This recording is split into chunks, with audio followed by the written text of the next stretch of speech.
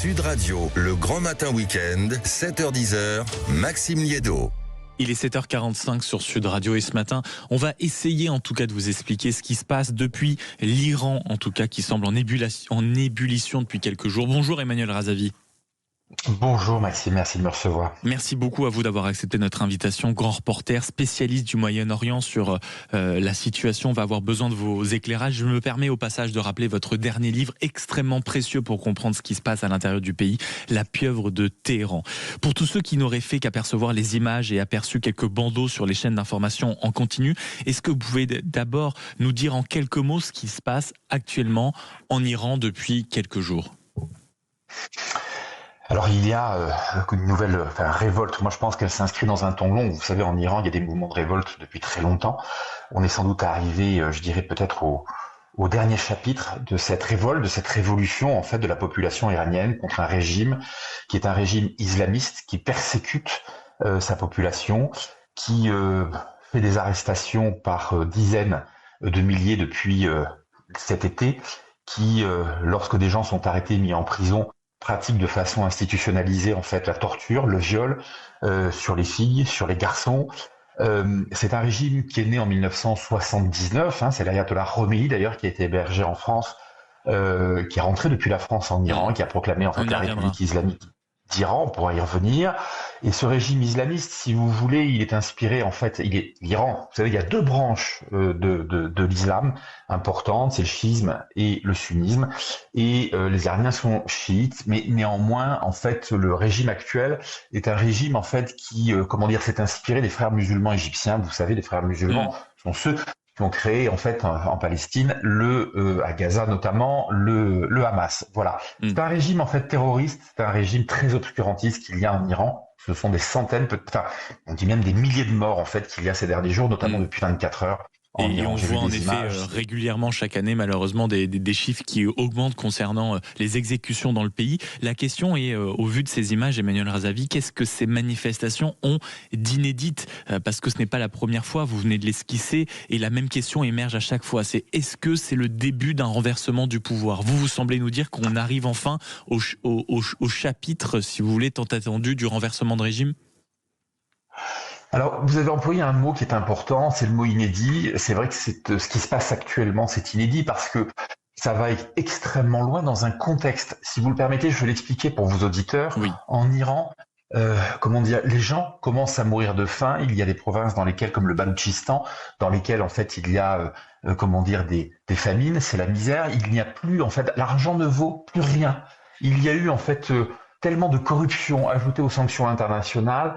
Si vous voulez, l'hyperinflation, la corruption ont entraîné en fait, si vous voulez, une dévaluation en fait du rial, qui est la monnaie en fait iranienne. Pour vous donner un ordre d'idée, pour acheter $1, il faut débourser 1 400 000 rials. Autant vous dire que on peut plus rien acheter en fait avec des rials. Les commerçants ne peuvent plus se fournir, donc ils ne peuvent plus vendre. Quasiment, ils sont tous fermés. Les banques sont à l'arrêt, les administrations sont à l'arrêt. En Iran, il y a plus d'eau potable sur 2/3 du pays. L'électricité est rationnée. Un Iranien, je dirais presque un Iranien sur 2 aujourd'hui, même on parle souvent de 2/3 des Iraniens qui vivent en dessous du seuil de pauvreté, un Iranien sur 2 ne pouvant pas se nourrir plus d'une fois par jour. C'est ce contexte-là. Les Iraniens le disent, ils n'ont plus rien à perdre. Ils n'ont plus rien à perdre. Donc c'est une sorte d'élément de la dernière chance en espérant pouvoir renverser le régime. Ça ressemble. Et il y a quand même peut-être un élément déterminant, Emmanuel Razavi, qui est ce qui se passe outre-Atlantique. Donald Trump qui était déjà intervenu par des bombardements, on s'en souvient, sur les sites nucléaires iraniens, la surprise générale il y a quelques mois. Est-ce que selon vous, il pourrait intervenir à nouveau d'une manière ou d'une autre en Iran, peut-être faire une Maduro avec l'ayatollah Khomeini ? Alors écoutez, moi je l'ai déjà raconté la semaine dernière au site d'information Atlantico. Il y a des forces spéciales américaines, la Delta Force notamment, qui ont été envoyées en fait au Moyen-Orient pour intervenir en Iran, à l'intérieur en fait de l'Iran. Donald Trump, on le sait, se tient prêt. Il y a de plus en plus effectivement de chances pour qu'il y ait une intervention, sans doute très très ciblée, parce que je crois que Donald Trump en fait est en train de comprendre, en fait, de prendre la mesure de ce qui se passe à l'intérieur de l'Iran. On assiste à quelque chose qui est une boucherie, Maxime. J'insiste là-dessus, les images que j'ai vu cette nuit, les quelques images qu'on arrive à avoir d'Iran. Vous savez que les communications Internet sont bloquées. C'est ce qu'on appelle le grand blackout. À partir du moment où ils estiment qu'il y a trop d'images à l'international, ils coupent toute communication. Et c'est horrible. Ce sont des empilements en fait de corps de jeunes. Écoutez, c'est ce que je vous dis et je n'ai pas les mots. Mais justement sur cette description, quand vous décrivez la réalité que vous connaissez si bien, Emmanuel Razavi, et ce sera ma dernière question. J'aimerais une réponse en quelques mots. Vous connaissez le rythme matinal. On est toujours un peu pressé par le temps. Est-ce que on réagit suffisamment en France? Dans votre livre, La pieuvre de Téhéran, vous racontez largement ces liens obscurs qu'entretiennent certaines élites avec une autre élite iranienne. Les dénonciations et les soutiens semblent plus timides. Est-ce qu'il y a toujours une gêne qui nous empêche de traiter ce sujet, le sujet iranien, de façon lucide? Je peux vous répondre en vous disant qu'il y a un très fort lobby de la République islamique d'Iran à Paris. L'ambassade iranienne à Paris, depuis des années, fait passer ces éléments de langage au Quai d'Orsay, à l'Élysée, par le biais en fait de chercheurs universitaires qui font leur fin de mois, si vous voulez, en allant chercher des enveloppes à l'ambassade pour certains, d'autres en bénéficiant de visas pour aller faire leurs recherches en Iran. Tout ça fait qu'aujourd'hui, si vous voulez, on est quand même extrêmement faible vis-à-vis en fait de l'Iran. On a aussi, c'est une réalité, on peut le comprendre, nous avons 2 Français qui sont retenus en Iran, pour lesquels évidemment nos autorités travaillent. Cécile Collère et Jacques Paris.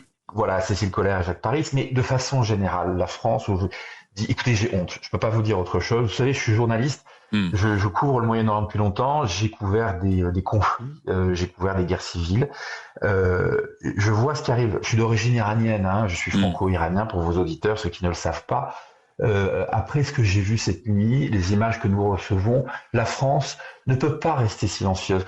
Une démocratie comme la France ne peut plus rester silencieuse. Et on a entendu votre géante. Merci beaucoup Emmanuel Razavi d'avoir été avec nous ce matin, d'avoir pris ce temps précieux pour nous expliquer ce qui se passe en Iran. Grand porteur, spécialiste de l'Iran. Et je me permets une fois de plus de rappeler votre dernier ouvrage, La pieuvre de Téhéran.